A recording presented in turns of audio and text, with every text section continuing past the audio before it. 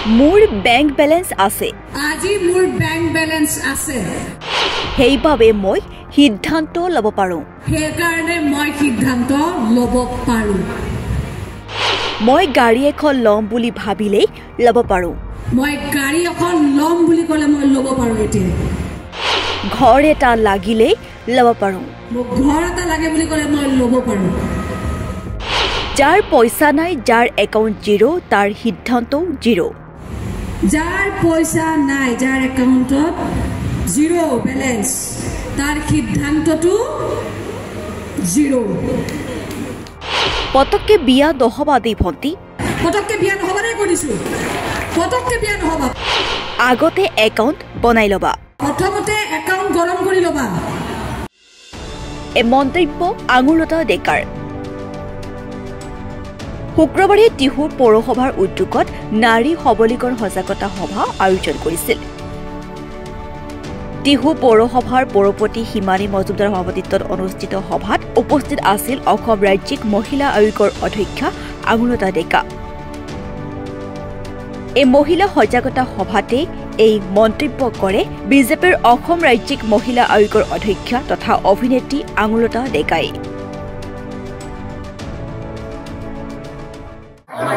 আজি পৌৰসভাৰ অনুষ্ঠিত হৈছে মহিলা সবলীকৰণ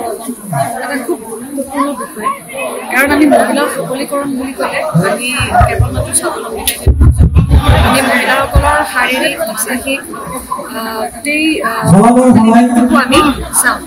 গতিকে আজি এই মহিলা সবলীকৰণৰ এই সভাখনত আহি আমাৰ ইয়াতে যিসকল মহিলাই আমাৰ চৰকাৰৰ জৰিয়তে যিখিনি সাহায্য পাব বা পাইছে যিসকলে এতিয়ালৈকে পাই আহিছে আদি বিশেষকৈ আত্মসহায়ক সকলোকে ধন্যবাদ জনাই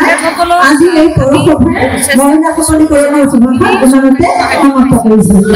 উপযুক্ত ব্যৱহাৰ হয় ভাল ব্যৱহাৰ হয় কাৰণ আজি অসমৰ মাননীয় মুখ্যমন্ত্ৰী ডক্টৰ হিমন্ত বিশ্ব শৰ্মা ডাঙৰীয়াদেৱে তেখেতে বহুত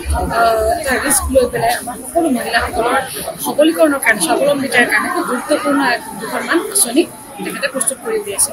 গতিকে সেই আঁচনিসমূহ ইতিমধ্যে অসমৰ বিভিন্ন প্ৰান্তৰ পৰা আৰম্ভ হৈছে আৰু বৰ্তমানলৈকে যিসকল মহিলাই আত্মসহায়ক গোটৰ জৰিয়তে ধন লাভ কৰিছে তেওঁলোকে কি ধৰণে সেই ধনখিনি ব্যৱহাৰ কৰিছে কেনেদৰে ব্যৱহাৰ কৰিব সেই দিশত আজি ইয়াতে কিছু বিষয় আলোচনা কৰা হৈছে আৰু মই ভাবোঁ যে এনেকুৱা ধৰণৰ সোণালী সুযোগ বহুত কম আহে নাৰী সমাজৰ কাৰণে কিন্তু বৰ্তমান আন্দোলনটা দেখা সকলৰ দিশৰ কাৰণে যিকোনো সমস্যাৰ ক্ষেত্ৰত মই সদায় আছোঁ কাৰণ মই নিজেও মানসিকভাৱে বহুত শক্তিশালী আৰু মোৰ সেইখিনি ক'ব নোৱাৰোঁ ভগৱানে সেইখিনি মোক দিছে যে মই নিজৰটোৰ লগতে আনুষংগিক আৰু বহুত মহিলাৰ যিখিনি জন্মগতভাৱে দুৰ্বল বা তেওঁলোকে আগবঢ়াব নোৱাৰে কিছুমান বিষয় সেইখিনি মহিলাসকলৰ সৈতে মই সদায় আছোঁ আৰু সদায় থাকিম আৰু মহিলা আয়োগৰ বিশেষকৈ আমাৰ ৰাজ্যিক মহিলা আয়োগৰ দায়িত্ব লোৱাত বহু বেছিদিন হোৱা নাই কিন্তু মহিলা আয়োগৰ জৰিয়তে আমাৰ মহিলাসকলে মই ভাবোঁ যে যিসকল মহিলাই হিংসা বা পাৰিবাৰিক কন্দলৰ ক্ষেত্ৰতে হওক বা বিভিন্ন ক্ষেত্ৰত তেওঁলোকে হয়তো সুফল পোৱা নাই তেওঁলোকে মহিলা আয়োগৰ জৰিয়তে যথেষ্টখিনি আনন্দখিনি উপকৃত হ'ব পাৰে বাইদেউ অসমৰ কলাৰ ওপৰতো আপুনি গুৰুত্ব দিয়া দেখা গৈছে মানে অসমৰ কলাটো খুব অত্যন্ত দৰকাৰী বিষয় এটা আৰু মই যিহেতু মূলা গাভৰুৰ জৰিয়তে আমাৰ কাৰ্যকৰ জৰিয়তে কলেজীয়া ষ্টুডেণ্টছসকলক বিশেষকৈ আমাৰ যুৱতীসকলক খুব ডাঙৰ অনুষ্ঠান কৰি আছোঁ যে যুৱতীসকলক মানসিকভাৱে শাৰীৰিকভাৱে শক্তিশালী কৰাৰ কাৰণে আত্মবিশ্বাসেৰে ভৰপূৰ যাতে তেওঁলোকে এটা পৰিকল্পনাৰ ভিত্তিত জীৱন নিয়াব পাৰে তাৰ কাৰণে কেৰাটে এছ'চিয়েশ্যনৰ লগত লগ লাগি এটা অনুষ্ঠান আৰম্ভ কৰি আছোঁ আৰু মই ভাবোঁ যে আজিৰ দিনত যি ধৰণৰ পৰিস্থিতি হৈ আছে যিহেতু আমি খুব অস্থিৰ সমাজ এখনত জীয়াই আছোঁ গতিকে এই অস্থিৰ সমাজখনত আমি যদি স্থিৰতাৰে পৰিকল্পনাৰ ভিত্তিত যদি জীৱন নিয়াব লাগে তেতিয়াহ'লে স্বাভাৱিকতে আমি ছোৱালীবিলাক খুব ডিচিপ্লিন হ'ব লাগিব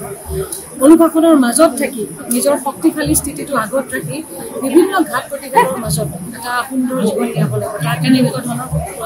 প্ৰগ্ৰেমবিলাক কৰি আছোঁ আৰু আগলৈও কৰি যাম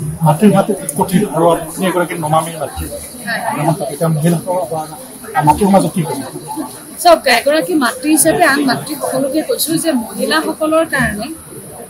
আগতেও এতিয়াও আৰু ভৱিষ্যতলৈও চাগে বহুত এটা প্ৰত্যাহ্বানপূৰ্ণ জীৱন প্ৰত্যেকগৰাকী মহিলাই জীৱন নিয়াব লাগিব ময়ো বহুত প্ৰত্যাহ্বান নেওচি এগৰাকী মাতৃ হৈ দায়িত্ব পালন কৰিছোঁ আৰু এগৰাকী সমাজত সকলো শ্ৰেণীৰ মহিলাৰ লগত বা তেওঁলোকৰ হৈ মাত মতাৰ কাৰণে বা এটা জেগাত থাকি পেলাই কাম কৰাৰ কাৰণে মোৰ মানসিকভাৱে বহুত